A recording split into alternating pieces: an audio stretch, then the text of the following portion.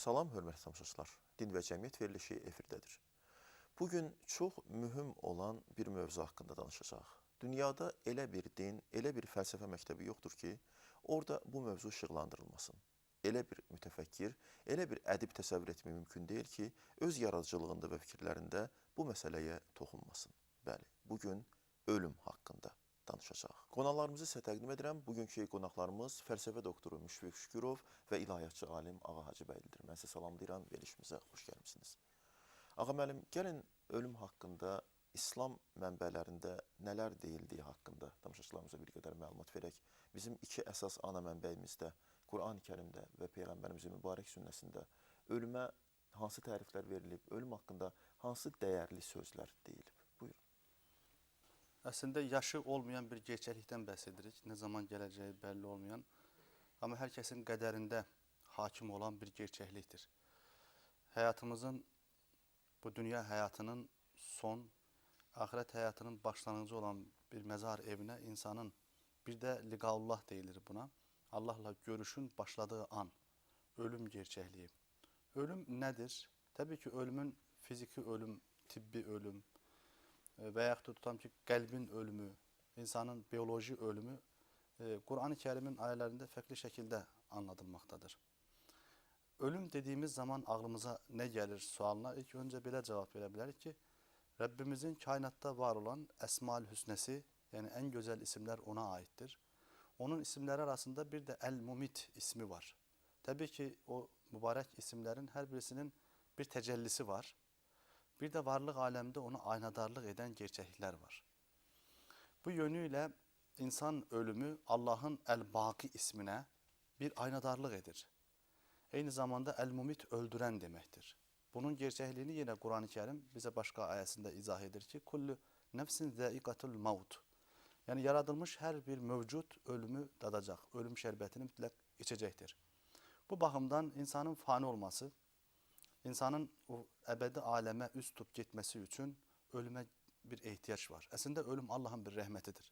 Bunu da burada vurgulamaya çalışaq ki, əgər ölüm olmamış olsaydı, bizdən öncəki babalarımızın babası qalmış olsaydı, təbii ki, insan getdikcə nə hala düşdüyü gözümüzün qabağında dəyərinin, qiymətinin nə qədər aşağı olduğunu görə bilərdik. İnsan kiçilərdi, gözümüzdə Allah qorusun, rəzilləşərdi. Amma hörmətli ikən, belə deyək, bir gün bu dünya evini terk eden insan ölümle karşılaşır. Ölüm İslam'ın mənbələrində söylediğiniz o iki universal qaynaqda vurgulandığı kimi ruhun bədəni terk etmesidir. Çünkü ruh bədəni terk ettiği zaman ölüm gerçəkləşir. Bu baxımdan insan, xüsusən də inanan insan üçün həyatını mübarizə və mücadilələr içərisində keçirən abid və zahid şuuruyla həyatda Allah'a tərəf hər addımıyla, hər sözüyle, hər əməliyle, sağlam əməlləriyle Rəbbə yaxınlaşmaq istəyən bir insanın son anda bu dünyadan Allah'ın rızasını qazanıb qazanmaması ilə köçüb gedir. Bu yönüyle insan ölümü, o ölümün həqiqətini anlaması üçün kəfənini başında, ölümü də qucağında daşıyan bir sahabə həyatını xatırlama məcburiyyətindədir. Məlumunuz ki, indiki dünyamızda daha çox əmmaməni böyük zatlar, müştehid alimlərimiz qoyurlar. Amma sahabə dövründə böyük bir əksəriyyətin, bəlkə də hər kəsin başında o biz əmmaməni görürdük. Çünki onlar ölümün kəfənini əslində, o kəfənlərini başında daşıyan insanlarıdır. Ölümə bu qədər hazırlıqlı, ölümə bu qədər hörmət göstərən, ölümün gələcəyinə bu qədər dəyər verən insanlarıdır. Ölüm gerçəkliyinin insan qəlbinə, insan ruhuna özel bir təsiri var. Və ölümü xatırlamaq insanı diri saxlayır, canlı saxlayır. Bir insan bilsə ki, 2 gündən, 5 gündən, 10 gündən sonra artıq bir tələbə üçün, bir şagird üçün imtahan günü gəlib çatır. Necə ki ona böyük bir şövqlə, zövqlə hazırlaşdığı kimi, ölümünü də duyan, hiss edən, bir gün köçüb gedəcəyini anlayan insan, bir müdrik insan, əslində ağıllı, zəkalı bir insan, o günün gələcəyinə qədər önəmli hazırlıqlarını etmə məcburiyyətindədir və edir də. Əli Aleyhisselamın bir ifadə elədiyi, əslində hədis Peyğəmbərimiz Aleyhissalatu vesselamın hədisidir. Onu rivayət etdiyi zaman deyir ki, insan nə qədər ki bu dünyada yaşayır, o yatılıdır.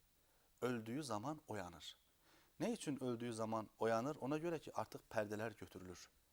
Ölen insanın gördüğüyle diri insanın gördüğü arasında çok büyük farklar var.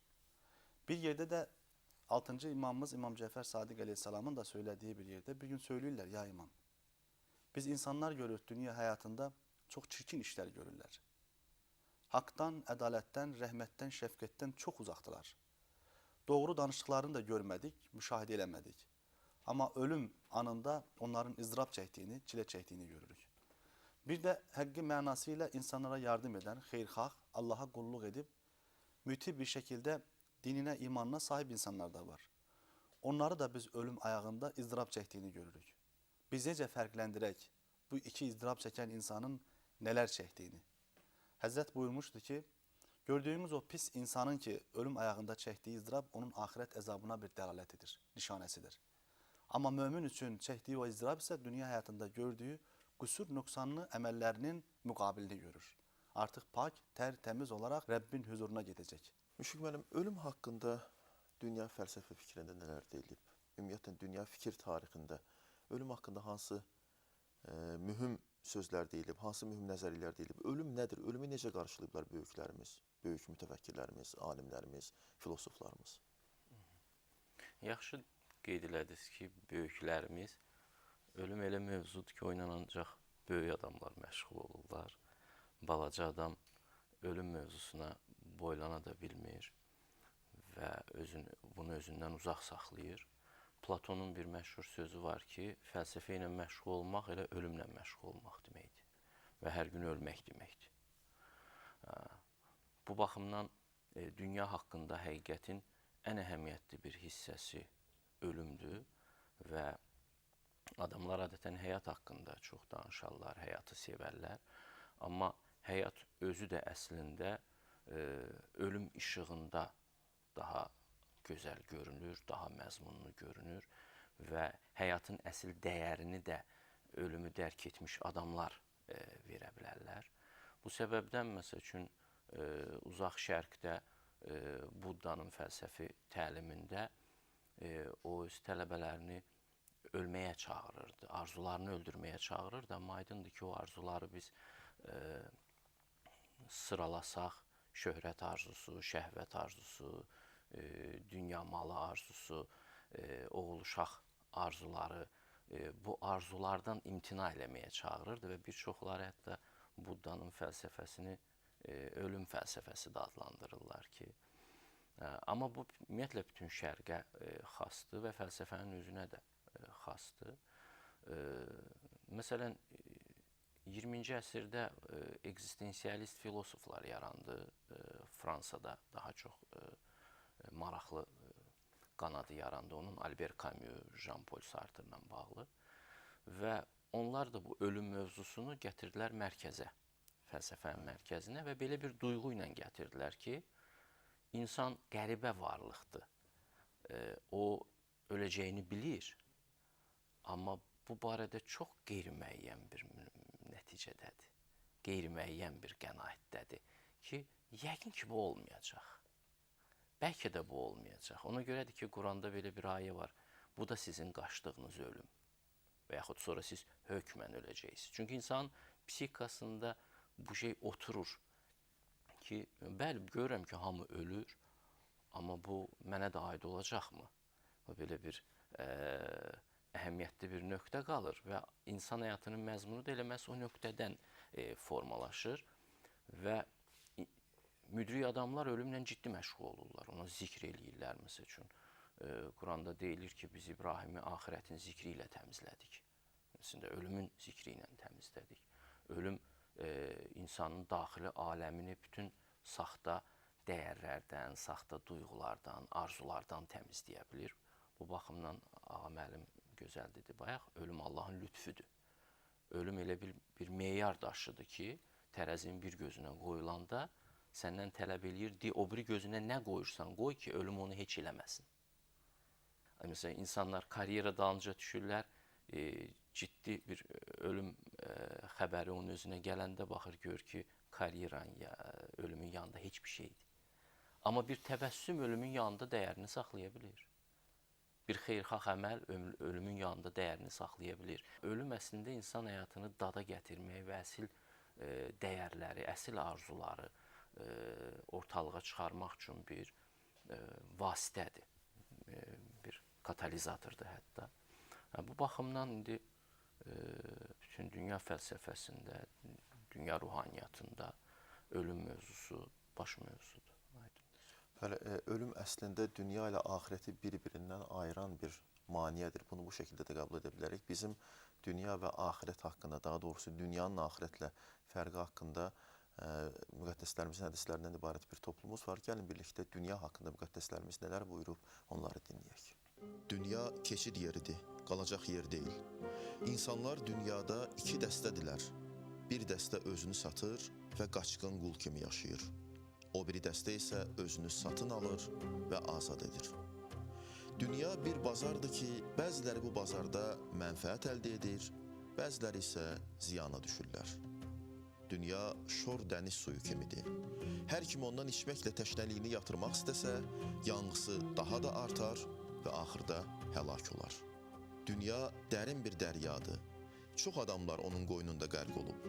Qoy bu dəryada sənin gəmin Allahdan qorxmaq, yükün iman, yelkənin təvəkkül, rəhbərin ağıl, bələdçin elm, sükanın isə səbr olsun. Dünya sənin öz kölgən kimidir. Əgər yerində dursan, o da duracaq. Əgər ona tərəf getsən, o da hərəkətə gəlib səndən uzaqlaşacaq. İnsafa zidd olmamaq və israfa yol açmamaq şərti ilə öz halal istəklərinizi həyata keçirmək üçün nəfsinizə dünyadan faydalanmaq imkanı verin. Dini vəzifələrinizi yerinə yetirməkdə bu yoldan bəhrələnin. Çünki dinindən ötürü dünyasını və dünyasından ötürü dinini tərk edən şəxs bizdən deyil. Dünyanın bəzi nemətlərindən axirətdən ötürü faydalanın və insanlara artıq yük olmayın. Şübhəsiz, dünya onun sözlərini dinləyən kəs üçün sidq məkanıdır. Anlayanlar üçün əminamanlıq yeridir. Qiyamətdən ötürü azqə toplayanlar üçün xəzinədir. İbrət alanlar üçün moizədir. Dünya Allahı sevənlərin məscidi, mələklərin namaz yeri, ilahi vəhyin eniş yeri, Allah dostlarının ticarət məkanıdır. Onlar dünyada rəhmət qazanır və behişdə vəsiqə alırlar. Bir nəfər İmam Cəfər Sadiqin yanına gəlib nigarançılıqla söylədi. Vallahi biz dünyaya aludə olmuşuq və dünyanı ələ keçirmək tamahına tutulmuşuq. İmam ondan soruşdu. Dünya malını nəyə görə istəyirsən? Bu maldan hansı məqsədlə istifadə etmək niyyətindəsən? O adam cavab verdi. İstərdim ki, pulumun bir hissəsini özümə və ailəmə sərf edim, bir hissəsini qohumlara xərcləyim, bir hissəsini sədəqə kimi paylayım, bir hissəsi ilə də həccə və ümrəyə gedim. İmam buyurdu, bu dünyapərəstlik deyil, axirətpərəstlikdir. Dünya 2 gündən ibarətdir. Bir gün sənin xeyrinə, o biri gün sənin ziyanınadır. Dünya sənin xeyrinə olanda qürrələnmə, sənin ziyanına olanda səbr et. İslam maarifində ölümü çox xatırlamaq ən yaxşı müsbət xüsusiyyətlərdən biri sayılıb. Və müqəddəslərimizin də bu barədə çoxlu tövsiyələr var. Elə Quran da bizə ölümü tez-tez xatırladır. Nə faydası var ölümü xatırlamağın, ölümü həmişə yadda saxlamağın? Ölümü çox xatırlamaq qəlbi diri saxlayır. Ölümü tez-tez zikr etmək insanı Rəbbə yaxınlaşdırır. İnsan nə qədər ölüm gerçəkliyi ilə üzləşmək istəyirsə, onda həyata daha çox yaxşı bağlanır. Dünya nemətlərini əslində haqqını bilərək yaşayır. Kim olur olsun, nə böyük sərvətə sahib olur olsun, nə qədər böyük doktor olur olsun, bir gün təbii ki, o da bir tabuta, o qundaqdan tabuta olan yolun sonuna, ömrün meydanından artıq o əcəlin gəldiyi ana qədər gəlib çatacaqdır. Buna görə İslam dini insanın üfüqlərini açan, böyük zaman dilimlərini insana hələ getmədən öncə anladan, gedəcəyi cənnətin və cəhənnəmin varlığını insana bu dünyada anladan bir dindir. Bu din sadəcə hisslərlə, duyğularla məşğul olmağı insanı məcbur etməz. Tam tərsinə, insanın həm duyğularının, hisslərinin haqqını verər, həm ağlına, zəkasına, təfəkkürünə önəmli yol, üfüq açar.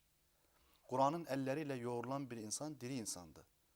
Məsələn, Quran ölməzlikdən bəhs etdiyi zaman şəhidlər məsələsini qabardır. Deməli, Allahın Əş-Şəhid ismi ilə də birləşdirir. Bu, əslində Allahın isimləri ilə əxlaqlanmadır. yer üzün, dünya evinin en güzel əxlaqı İslamın əxlaqıdır. Çünkü bu din mənəviyyat dinidir. İnsanın mənəvi dünyasını təmir edir. Ama insan ne kadar ölümü düşünmürsə, ölümsüzlük hakkında, yani bu sanki bu dünya hayatına elə bu öz istəyi iradəsiyle gelip, hansı ki insan öz istəyiyle dünyaya gelmeyip, öz istəyiyle de dünyadan gitmeyecek. İnsan dünyadan gitmeyi istəmir. Ama birçok böyüklərimiz hələ özləri dünyada ikən özlərinə qəbir qazmış, onu dadmaq üçün, hiss etmək üçün bəzən qəbrinə girmiş, qəbirdə hesabın, kitabın ne olacağını fərqinə varmıştı. Çünkü dünya torpağı bir yönüyle kimya şehri, bir yönüyle de bir kazanı hatırladır. Rabbimizin Rezzak isminin bir tecellisi olarak insanlara ruzi verdirir. Bir yönüyle de bizim dünyadan köçmüş insanlarımızı betninde saklayır. Dirilerimizi belinde yaşadır. Bir defa uf demir. Yer küresinin vazifesi de bu. Vücutlarımız torpağa düştüğü zaman çürüyecektir. Bir insan düşünmeli, anlamalıdır ki bugün bu kadar üzerinde estiği, bu kadar üzerinde bu kadar savaştığı, belki de mübarizə apardığı vücudu, ruhu terk ettiği zaman böceklere, kurtlara yem olacak.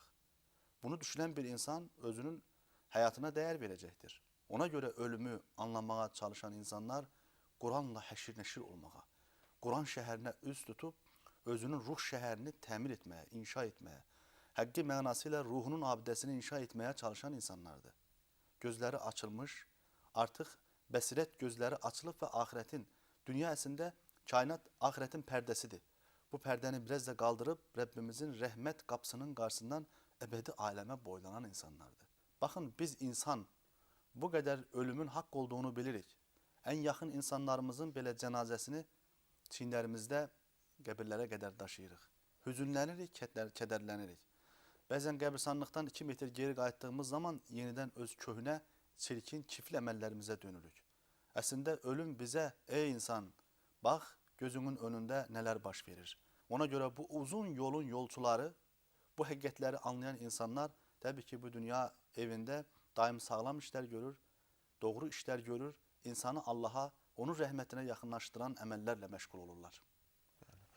Müşfiq müəllim, belə bir sualla sizə müraciət etmək istəyirəm və istərdim ki, bu suala bir fəlsəfi fikir tarixindən çıxış edərək cavab verərdiniz.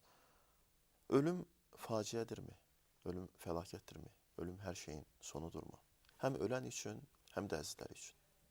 Ölüm bütün kitablarda, o cümlədən Quranda da deyilir ki, öləndən sonra dirildiləcəksiniz. Və bu çox simvolik bir sözdür. Ölümdən sonra həmişə diriliş gəlir. İnsan həyatında da bu belədir, təbiətdə də belədir. Məsələn, qışda təbiət sanki ölür və ondan sonra diriliş gəlir təbiətin özünə. Bədəndə daima xəstəliklə bağlı kiçik ölümlər olur. Yaradıcı insanlar bunu yaxşı tanıyırlar. Yaradıcılıq böhranı olur. Adam sanki ölür. Amma ölüm özü də həyata xidmət edir faktiki olaraq və o ölümə insan dözə bilirsə, ondan səbr eləyə bilirsə o böhran məqamına, ondan sonra onun həyatında diriliş başlayır, daha yüksək bir diriliş başlayır. Bu baxımdan ölüm insanlar üçün çox faydalı bir haldır. Faciə deyil, insanın dostudur, amma çox acı bir həbdir. İnsana faydası olan bir həbdir, amma çox acı bir həbdir. Onu udmaq, onu həzm eləmək elə də asan deyil. Elə məhz buna görədir ki, dünyada müdrik adamlar az olur. Çünki orada o acı həbi yemək var. Quranda ki, deyilir, bu da sizin qaçdığınız ölüm. İnsan həyatına biz baxsaq, çeşitli ölümdən qaçma üsullarıdır. Məsələn, insan çox yeyirsə, o ölümdən qaçır, bu yolla qaçır. Düşünür ki, mən çox yesəm, məsəl üçün, məndə daha çox qidalı maddələr olsa, ölüm məndən sanki uzaq olmuş olar. İnsan var-dövlət toplayır, əslində ölümdən qaçır. Nəyinə lazım ona o qədər qırqızıl, pul? O fikirləşir ki, mən əgər çox varlı olsam, ölüm mənə gəlib çatmayacaq. Məsəl üçün, xəstələnsəm, ən yaxşı həkimlərin yanına gedə bilərəm, ən bahalı dərmanlar tapa bilərəm. Belə bir illüziya var insanda ki, mən varranım. Şöhrət. Şöhrətdə insan özünü az qala müqəddəs hesab edir, ölümsüz hesab edir. Ona görə insan şöhrətin özünü belə akkumulyasiya eləməyə çalışır. Məsələn, şöhrət çox güclü bir motivdir insanların həyatında. Oğul uşaq artırmaq, çünki Quran deyir, dünya malı və oğul uşaq sizi mənə yaxınlaşdıran şeylər deyil. Oğul uşaq artırır, sanki baxır ki, bax mənim nəslim görürsünüz nə qədər çoxdur, mən deyəsən ölməyəcəm, deyəsən ölüm məndən uzaq olacaq. Belə bir münasibət var, yəni biz çeşidli formalarda ölümdən qaçarıq. Amma qaçdığın şeyin üzərinə getmək nə qədər çətin olsa belə adamın bütün halını transformasiya eləyir və insanlar ölümdən qaçırlar deyə zəif düşürlər. Yer üzündəki bütün pisliklər ondan yaranır ki, insan ölümlə üzləşmək istəmədiyi üçün insan zəif düşür. Və bu zəifliklərdən şeytan deyirlər, şeytan istifadə eləyir və insanların üzərinə qoyur. İnsanları pis iş görməyə, yalan danışmağa məcbur edir. Ölüm qorxusundan hamısı yaranır dolayı formada. Məsələn, Quranda Musanın Fironun önünə gəlməyi əhvalatı ki var, orada cadugarlar olur. Cadugarlar Fironun qullarıdır. Amma onlar həqiqəti dərk eləyəndə Fironun ağalığından çıxa bilirlər. O deyir, nətər mən sizə əmr eləməmişsiniz bu adama baş əyirsiniz, görünür o sizin böyük, mən sizi öldürərəm indi, çalın çarpaz kəsərəm, öldürərəm. Onlarsa artıq həqiqəti dərk eləmiş adam daha qul deyil. Deməli, ölümün dərki insanı qul vəziyyətindən qurtarıb azad insan eləyə bilir. Bu qədər bunda faydalı perspektivlər var. Ölüm insanı azad eləyir. Bu fikir də fəlsəfədə çox geniş yayılıbdır. Qədim Romada belə ölüm azadlıq gətirir. Çox maraqlı fikirlərdir və bizim sual-cavab rubrikamızın vaxtı gəlib çatdı. Biz ənənəmizə sadiq qalaraq yenə tamaşaçılarımızı maraqlandıran suallardan birinə dini ekspertimizdən cavab istəmişik. Gəlin birlikdə sual-cavab rubrikasının bugünkü buraxılışını izləyək. Quran-Kərimdə adı keçən hikmət əhlindən biri də Həzrəti Loğmandır. Həzrəti Loğmanın kim olduğu barəsində Quranda geniş məlumat verilməsə də, onun adına bir surə vardır. 31-ci surə Həzrəti Loğmanın adını daşıyır və həmin surədə onun adı 2 dəfə qeyd olunur. Xüsusən də hikmət əhli olan Loğmanın Quran-Kərimdə oğluna nəsihətlərindən bəhs olunur. Nə cür bir davranış sahibi olmaq, nə cür bir həyat yaşamaq, xüsusən də Loğman öz hikmətli sözlərində ata-anaya hörmət etməsini, təkəbbürlü olmamağı, müvazinəti gözləməyi, gündəlik həyatda nə cür davranmaq, nə cür yerimək, nə cür danışmaq lazımdırsa, bunları tövsiyə edir ki, burada da mötədillik, orta bir yol əsas yer tutur. Allahın yolu ilə gedən insanın nə cür davranması lazım olduğu onun dili ilə anlatılır ki, bu da onun bir hikmət əhli, hakim bir insan olduğunu, eyni zamanda da bir könül insanı olduğunu göstərir. Həzrəti Loğman haqqında məlumatlarda onun qara dərili bir şəxs olduğu bildirilir, amma xüsusən də onun şəxsi ilə başqa şəxslərin, hikmət əhlinin bir çox sözlərinin də qarışdırıldığını görürük. Avropa dünyasında xüsusən 18-17-ci əsrlərə baxdıqda Loğman tanınmış bir şəxs olaraq orada da üzə çıxır və bir çox hallarda qədim Yunan filosofları ilə fikri, əqli baxımından, yüksək zəkaya malik olması baxımından müqayisə olunan bir şəxsiyyət olub ki, həmişə insanlara hikmətli, düzgün yolu tövsiyə edib. Loğmanın hansı dövrdə yaşadığı, hansı vaxtlarda yaşadığı tam bilinməsə də, bəzi məqamlar bunun Həzrəti Musa ilə Həzrəti İsa arasındakı bir dövrdə, bəzilərində isə Həzrəti İsa ilə Həzrəti Məhəmməd Peyğəmbərin yaşadığı dövr arasındakı bir dövrdə yaşadığı bildirilir. Uzun ömürlü bir şəxs olduğu bildirilir. Hansı məqamı seçmək istəməsə Allah tərəfindən buna lütf olunub. Allah Teala buna nübüvvət və ya hikmət istəyirsən dedikdə o hikməti seçmiş. Beləliklə o hikmət əhlidir. Onun hikmətli kəlamları çoxdur. Bir maraqlı kəlamı misal üçün belədir ki, 2 şeyi heç vaxt yaddan çıxarma. Allah Teala ilə ölümü. 2 şeyi isə hər zaman yaddan çıxartmağa çalış. Başqasının sənə etdiyi pisliyi, sənin özünün başqasına etdiyin yaxşılığı.